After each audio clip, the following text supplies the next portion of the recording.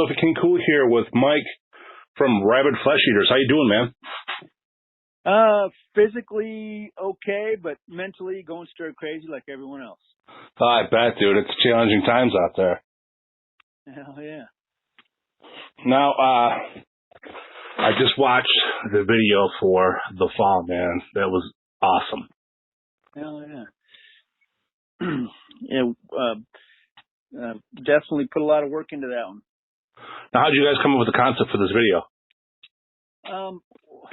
Well, when the guys at Cyclonus Video started working on it with us, the topic came up of zombies and crack, and we said that sounds like a winning combination. So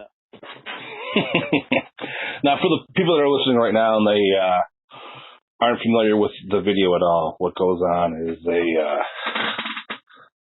man takes some mind-altering drugs, starts seeing zombies and monsters, and starts killing everybody. But once he sobers up, he realizes he was just slaughtering people.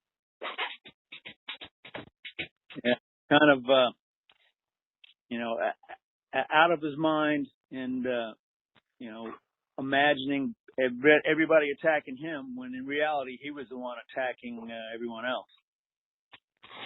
Now, out there, man, I'm waiting every day. I check the news, waiting for the zombie apocalypse to start out there. Oh, it's already started. Don't worry. That's phase one of the corona. Get everyone infected, and then next month they'll all start coming back and attacking us. And when they give us the vaccine, that's what starts turning everyone into, Cronenberg monsters and zombies and stuff. So, what's your thoughts on this vaccine, man? Is it going to be a chip so they can track all of us? Oh, that would suck. I don't know.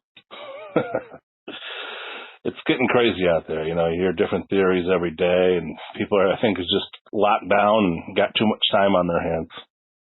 Yeah. Going nuts.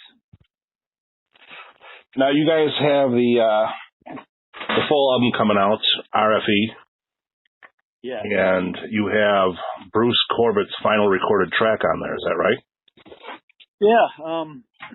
Bruce did a great job on it. It was, wild that he, agreed to do it. And, I've known Bruce for a long time. I went to school with him and, was familiar with his career from, when he started and everything. And we were actually playing the songs for him at his place, with no vocals, and he really liked the riff on that one song.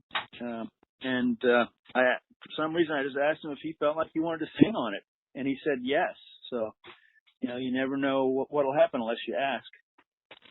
And what are the things that have it to be the actual final song he ever did? Well, he had plans to work on a few other things. There were a couple of War Beast songs he was going to do and a couple of other projects. And after he came and did that with us, he just really started going downhill, and he wasn't able to get back in the studio to do anything else. It really, he did so good for so long, but there at the end, he started really losing a lot of weight and went downhill. But he fought till the end, man. Now, when does the actual album come out? We actually released it on the 11th. So I expect a big tour to be popping off in the next couple of weeks. Well, when things settle down, when everybody can start working again, we'll probably stretch our legs, through Texas and then maybe head on up north. Now, how do you prepare yourself mentally to go back on tour during a pandemic? I don't know. It's, you're just going to have to, dig in and just be careful, just, make sure you don't smoke or drink after anyone and you'll be okay. Now, what about things like meet and greet or crowd interaction? Is all that going to take a step back for a while? Man, I don't know. Haven't come to grips with it all, I guess. When you're planning on doing the tour, do you think it'll be venues are going to be at full capacity? Think they're going to be at half? Think there'll be social distancing? How do you think that's going to play out? Man, I don't know. I can't even worry about it. I've just got to believe and know that everything's going to come back big and hope for the best.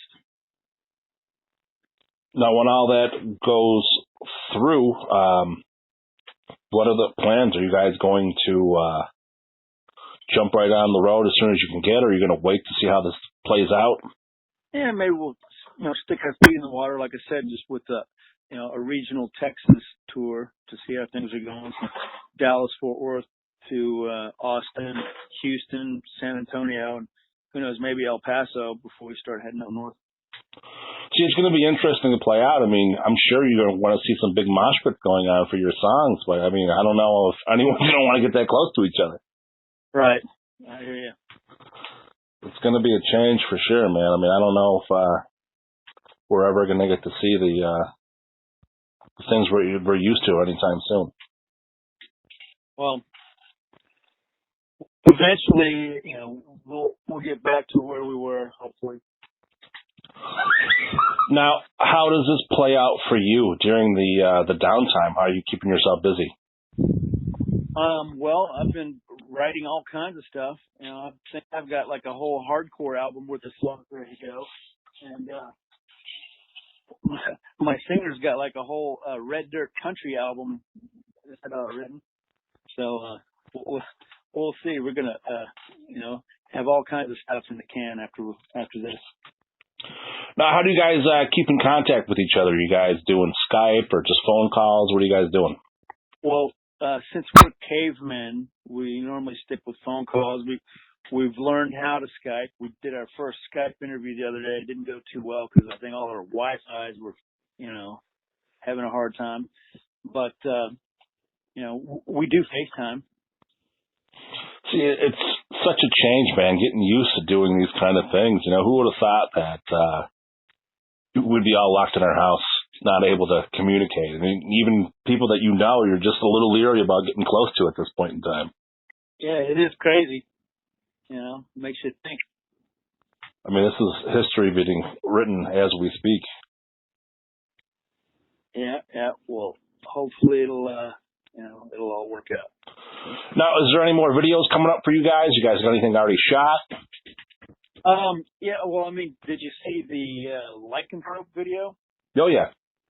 Yeah, and then those were the two videos that we released along with this album. I know it was a little confusing because the song Lycanthrope was actually a song from our last album, but it was a new video that we produced for it, and we did that because that song from the last album, it was produced by Mike Scotcha, and he actually played on that song also. So that main guitar solo was Mike Scotcha on that one. And when the video guys talked to us about doing a video, it happened to be on Mike Scotcha's birthday, and we were kind of missing him and thinking about him, so that song came to mind. So now, when you guys put out an album and the world is in the state that it is, were you guys like, oh, fuck, did you think about pushing it back? Or? Well, the ball was pretty much rolling as far as the release dates were all set in stone, and all the shows and everything.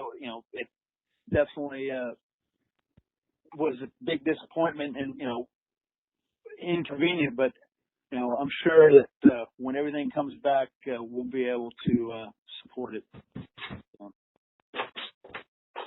It's going to be a change, that's for sure. I mean, having to adapt. I mean, having to rely on social media right now to just get anything out. It's different than what everyone's used to. Yeah, and it's been a struggle for us. None of us are really have an internet presence. Somebody else has always been managing our social media, so now we're actually having to, learn how to deal with it. I mean, it's just so crazy that bands are used to touring, and that's the way that the money's being made, is doing these shows, and now everything's taking a step back, and you got to start doing pushes of social media, trying to get these things played on whatever platforms there are available to you. Yeah. Now, people want to follow up. They want to see the video. They want to know what you guys are up to. where are they going to go? What are they going to do? Well, our music and merch is on Bandcamp, so Rabid Flesh Eaters on Bandcamp. The videos are on YouTube, on the Rabid Flesh Eaters YouTube page. You can also, find where they were launched on other platforms. The shows and everything, I guess, will be announced on the Facebook page eventually whenever we get back to it. So. Now, you see, one thing that's got to be hard is when you're in such a hard band like you are, there's really no chance of doing an acoustic show like everyone else is doing. Well, that's a thought. Maybe we could do something completely different. Hopefully, we'll get to see something. I mean, it's something to keep everyone's mind up for everything is music right now. So that's the one benefit you got about being locked in the house. Oh, yeah. All right, man. Well, I appreciate your time. Love the track that I heard so far. I'm going to go take a listen to the rest of the album, and hopefully the world gets on track and you guys get to go back on the road again soon. Definitely. It's an honor. Thanks. Appreciate it. Thank you. Take care.